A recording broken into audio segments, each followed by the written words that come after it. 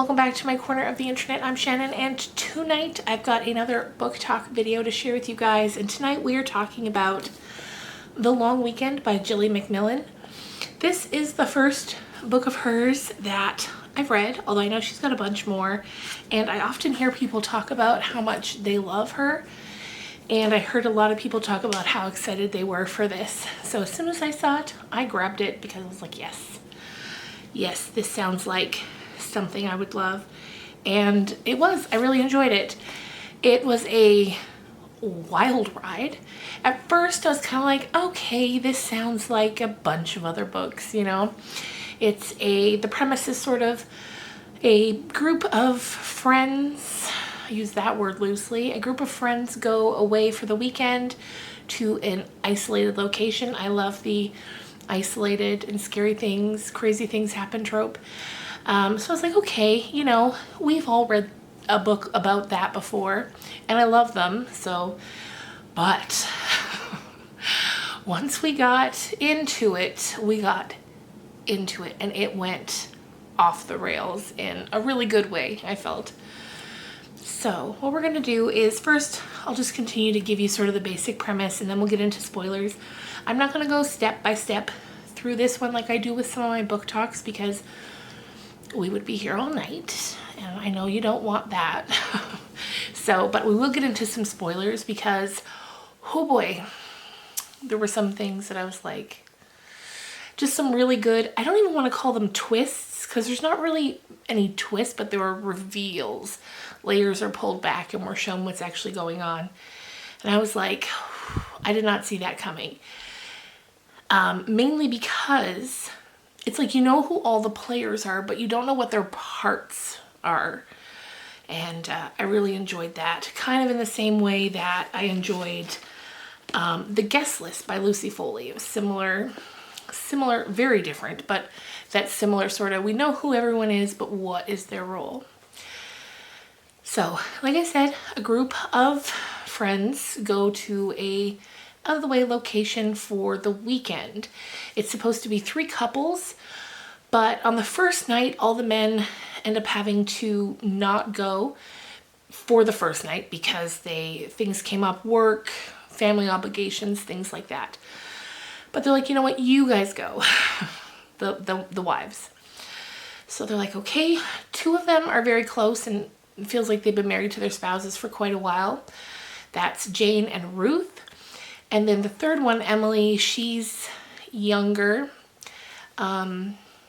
newly married to her husband, Paul, and she's not as close to the other 2. So she feels really awkward about having to go without her husband and with just these girls. So off they go. When they get to their location, there is a note and a gift waiting for them. And we learned that there used to be a 4th couple to this group, a woman named Edie and her husband Rob. But Rob passed away recently and the rest of the group kind of don't know how to deal with it. And so Edie's hasn't been invited to this weekend. I think she wasn't invited. Either way, she's not coming. So they get to the cabin and they open up this letter and it says, I'm paraphrasing here, but it's like, I'm not coming because I know you don't want me there. I'm going away for a while. P.S. By the time you're reading this, one of your husbands is dead. And then it's just signed E. Like for Edie. And instantly, they're all horrified. Especially Emily. She's extra horrified. She's the one who sees it first. And she is horrified. The other 2 are kind of like, that's Edie. And Emily's like, what? And they're like, yeah, she's known for playing hoaxes. And that's just not sitting right with Emily. She's like, this doesn't seem like a hoax. If it is a hoax, it's not funny in the slightest. So one thing I will say is that I didn't love is that there's no chapters in this book. There's Friday and there's Saturday. And those are big chunks of the book. And it just really quickly kind of cycles through points of view. And I like chapters, but it was fine. It was fine. There were plenty of places where if you need to stop, you can, you know, the paragraph's breaking, you can stop. But I did miss chapters, if we're being honest here. So from there, we also start to get another point of view that isn't one of the three girls that are on the weekend away. And pretty quickly, you can piece together that it's Edie. And she's going to pick up her daughter, who's supposed to be away at music camp, but she's not feeling great and she wants to come home early, and she uses sort of a manipulation tactic that she knows will get her to come and pick her up, because she'll be worried about not picking her up. So we're getting this perspective of this fourth person going to pick up Edie's daughter, Imogen. And from there, it just snowballs. And it's not even that so much happens, like so much happens, but so much of the book is just, like I said, shifting perspectives of these three girls trying to figure out what's going on, trying to get a cell phone signal so they can get in touch with their husbands to confirm that this is in fact a hoax. And yeah, it's just, it keeps you on the edge of your seat. It definitely keeps you turning the pages. Once I finally got moving on this, I finished it really quickly. And like it says here, 3 couples, 2 bodies, 1 secret. And that sums it up pretty good. So if you don't want to talk about spoilers, now's the time to hippity hop on out of here. But we will talk about a few for the people that have already read it or just want to know the spoilers. Your last chance is now to go. All right. So as it goes on a little bit further, we learn that it's not Edie who's picking her daughter up. We learn that it's one of the husbands. And we learn that he has killed Edie and one of the other husbands. So for quite a while we know that, but we don't know who it is. We don't know which one it is. And as the story progresses, we start to like suspect all 3 of the husbands. It could be any of them because they've all got some underlying not great things in their past or in their present or whatever, whether it's misunderstandings from their wife or whether it's actually problematic behaviors. So that was what really kept me on the edge, waiting to find out which husband it is. And we also, as time goes on, find out more about the dynamic of Edie and the husbands because she was the husband's friends, not the wife's friends initially, because the husbands, including Edie's deceased husband, all went to a private boarding school together. And Edie went there too. She was the only girl that went there because her mother was a very sought after teacher. And they were like, you know what? Just bring your daughter. Who cares?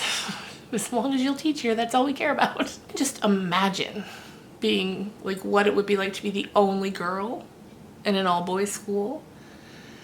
That was also a boarding school. So they were all at some point or another in love with her, the 4 friends from this group. And as the years went on and they all got married and had families and whatnot, Edie still maintained this kind of grip on them all. So what was the whole thing, the whole reason for one of the husbands, who we later find out is Jane's husband, Mark? I think it was Mark.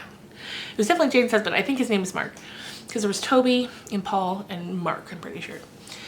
So we find out it was him. He's the one who's going to pick up Imogen because in his psychosis, he has come to believe that he is her real father because a few years back he found out that Edie and Rob couldn't have kids and that Edie knew this fairly early on, and years prior had, because their daughter Imogen, she's like 17 at this point, she had slept with Mark, and he thinks now it was with the purpose of having a baby so that her and Rob could have a family. So he's now gotten it into his mind that he's the father, which we at the very end find out that he was not because he has a DNA test done. And He gets the results of that when he's sitting in the back of a police car. But he went on to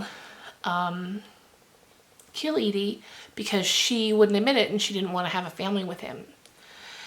And he kills Emily's husband, Paul, that's the second body, because back when Edie's husband died, he drowned. And Paul and Edie had been talking to each other, texting, about how they thought Mark had something to do with it. And he was like, well, time to get rid of him too. And so in his mind, he's got these grand ideas that him and Imogen, this 17-year-old, are going to go have a life together. But of course, that doesn't end up happening. He does end up going to jail. But yeah, it was just a twisty turning read that I had no idea who was going to be what or what was going to be who. And I found the reveals, because again, I don't want to call them twists. They weren't twists, but they were definitely reveals. I found the reveals very satisfying. And every time I'd guess who was the man who had picked up Imogen, I'd be like, oh, it's definitely Paul. So after a bit more time passes, we find out that it's not Toby.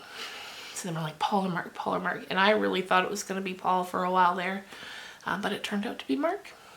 So there you go, you guys. Those are my thoughts on The Long Weekend. I would definitely read more books from her. Perhaps go back and read some that she'd previously written, and I'll definitely be keeping an eye out for any that come out in the future. So yeah, let me know in the comments down below if you've read this, and if you have, what did you think of it? If you've read others by her, let me know which one you would recommend for me to read next, and I will definitely check it out. Thanks so much for watching, and I'll see you guys again real soon. Bye.